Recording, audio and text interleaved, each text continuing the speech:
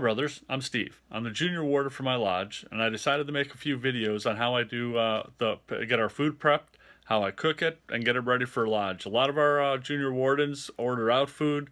We're eating out for about the last 2 years. Decided to change it up when I became junior warden and actually cook the meals, bring them into lodge. So here's our first video today on we're doing spaghetti and meatballs, and I'm hoping you enjoy it.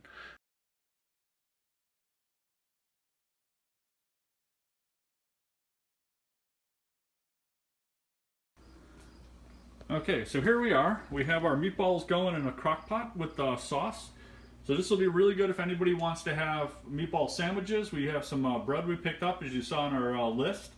But this way we'll heat up the sauce, we'll heat up the meatballs, we carry it in the lodge, plug it back in, get everything going. We got our water boiling, about to put our spaghetti in.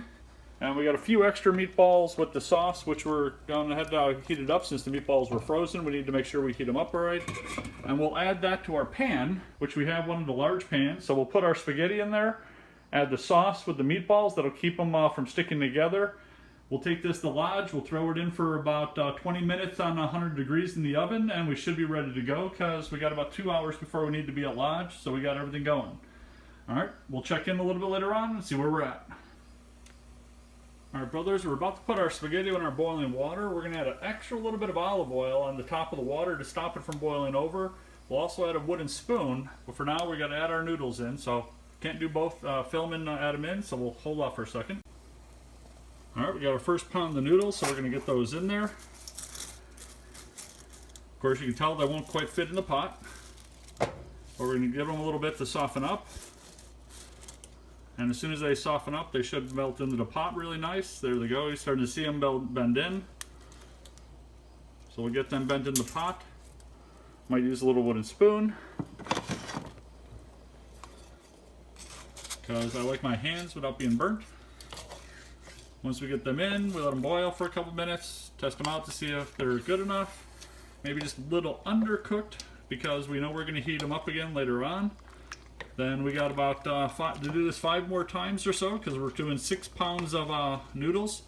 I'm hoping it'll feed our 20 guys. I think it'll be more than enough, because we like to always send ours home with a little bit of extra. So I'm going to put the wooden spoon there to help it boil a little more. Put the lot on, that'll stop it from boiling over. If you ever done noodles and you don't have that wooden spoon there, your pot boils over and messes up the stove pretty good. So that should help us out with our boiling. Alright, we'll see you back in a couple minutes. Alright, our noodles are starting to boil. I've taken the wooden spoon out because I used it to stir up my meatballs. Meatballs look like they're going good. This batch of meatballs will be dumped on top of the noodles to stop them from sticking together in the pan. That we'll throw in the oven later on.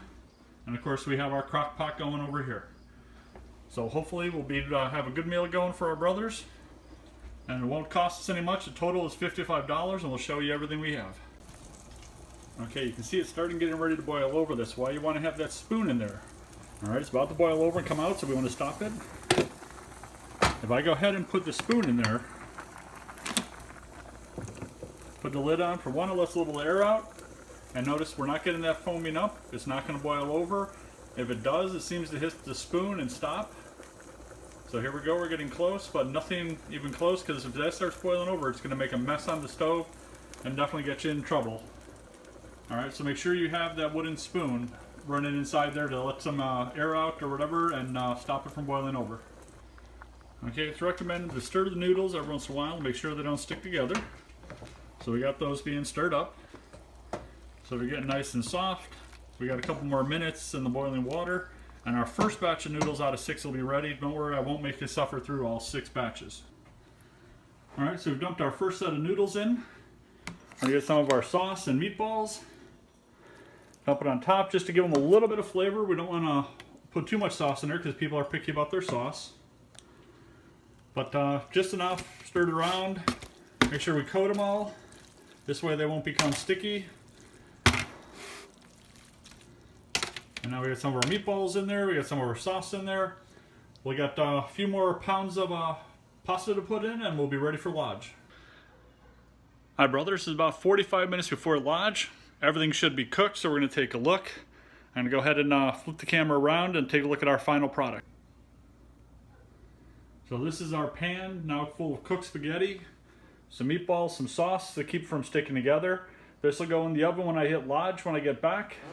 Then we also have an entire crock pot full of meatballs and sauce, so brothers can add more meat sauce or add more sauce or meatballs or have little meatball sandwiches because we do have some bread. So we're gonna head off to lodge and get everything set up. See you then.